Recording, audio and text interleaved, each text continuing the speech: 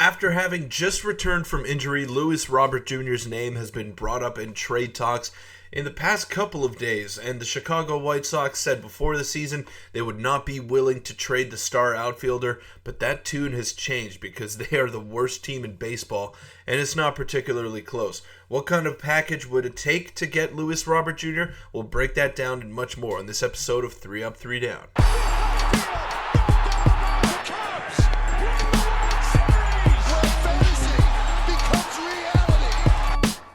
What's up, everybody? Welcome into 3 Up, 3 Down. I'm your host, Peter Vryonis, and today we're going to be talking about Luis Robert Jr., one of the more interesting names among this year's trade candidates. And before we get into the video, make sure to hit the subscribe button. You guys have been killing it with the support lately.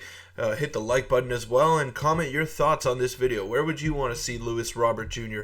end up at this year's trade deadline? Because I'm sure unless you're a Chicago White Sox fan, you don't want to see one of the more talented power hitters in the game rotting his career away with the worst team in the league. That's just the simple fact that we're facing right now. So we all know how good Luis Robert Jr. is, or is when he's healthy, I should say. So let's take a look at his stats for this season.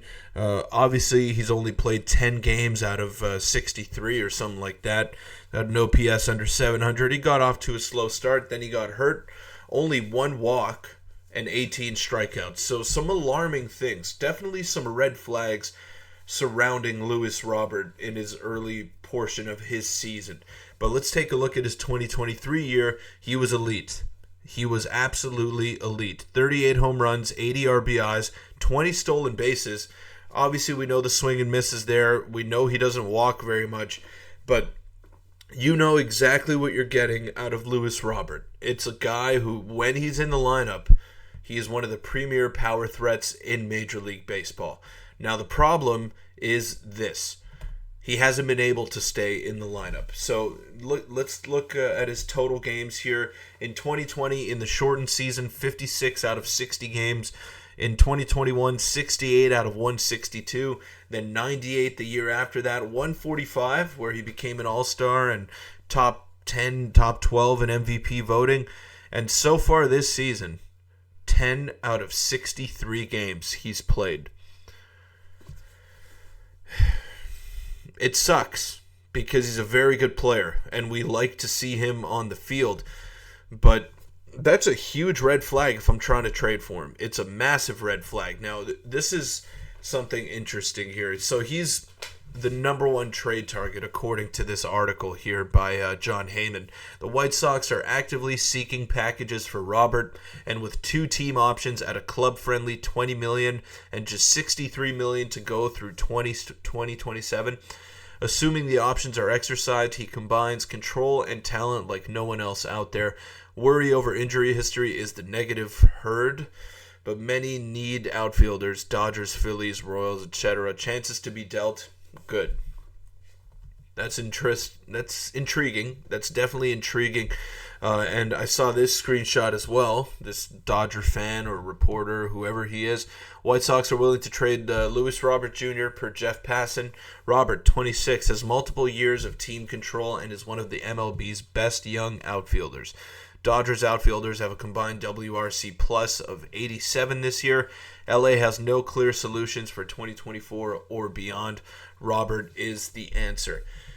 Now, I didn't think it was possible for the Dodgers fan base or reporters to get more insufferable, but they just did with that statement right there. Is Ohtani, Freeman, and Betts not enough in that lineup that you need to go out and get Luis Robert Jr.? Come on, man. Give me a break. Andy Pajes has been pretty good for them. Teoscar Hernandez, too, has chipped in. I mean, I know James Outman has been a disappointment for the Dodgers, but come on, that lineup is stacked. You don't need any more help. I didn't even mention Will Smith either, who's having a really good year too. So Luis Robert Jr. is a very interesting case because we know how good he is, but he cannot stay healthy for the life of him. He just can't. And that's been a major problem with him in his entire career, pretty much. We knew how talented he was coming into his major league career. Cuban player, coming in a bit older. He was going to have a chance to break out. And be that guy for the White Sox, and he was for a little bit, especially last season in his 2023 MVP caliber year. If it weren't for some history by Shohei Ohtani yet again, but he was great last year. He was great, and the White Sox were not so good. So is it a motivation thing with Luis Robert? Does he not want to play for the Chicago White Sox anymore? It wouldn't shock me. I saw a video circulating on Twitter the other night that he was pretty pissed off after a loss against the Boston Red Sox, and he was throwing things, and you could see that the body language is all out of whack, and it's understandable. He's the best player on a really bad team. And he's the best player by far margin as well. You could throw Garrett Crochet in there, but I'm talking position players, and there's no one on that team even in the stratosphere of Luis Robert. You guys ever see that meme where it's like a Rolls Royce in the parking lot of an absolute dump of a house? That's what Luis Robert is. That's what he is. He's the Rolls Royce parked in a one-car garage that is attached to a house that's fallen apart. That's the best example I could give. And he's a premier outfielder. He's a premier talent in the game today.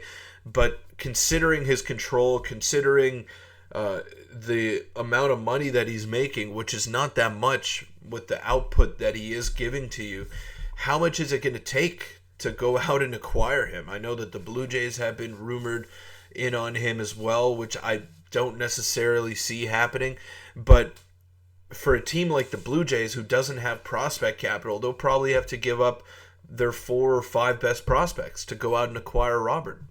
And the Dodgers would have to give up some top prospects as well. I know Chicago might not be super willing to trade him, but if they get 3 or 4 top prospects for Luis Robert, then they're going to make that trade in a heartbeat. But still, chances are you're not going to get anyone back as good as Luis Robert. So it is a gamble on both sides. But still, you're giving up a large chunk of your farm system to go out and acquire this guy who, to put it quite frankly, has not been reliable over the last few years. And that's because of his injuries. He can't stay in the lineup, and you can't rely on him to be in your lineup every single day. And that... one of the best abilities, especially in Major League Baseball, is availability, and Luis Robert just has not been offering that in the past couple of seasons with the White Sox, barring, apart from last year where we saw him play about 140 games or so. So it's going to be interesting to follow. Luis Robert is definitely the biggest name on the trade block this trade deadline, unless the Jays decide to put Vladimir Guerrero Jr. up on the block, or Bo Bichette, or we see some other crazier names getting floated around. But that'll wrap it up. Thank you guys so much for making it this far. Let us know where you think Luis Robert is going to land, and let us know where you want him to land. Is it on your favorite team? Is it on a team that I mentioned in this video? Make sure to comment down below. Thank you guys so much for tuning in. I was your host, Peter Vryonis, and we'll catch you next Monday. Thanks.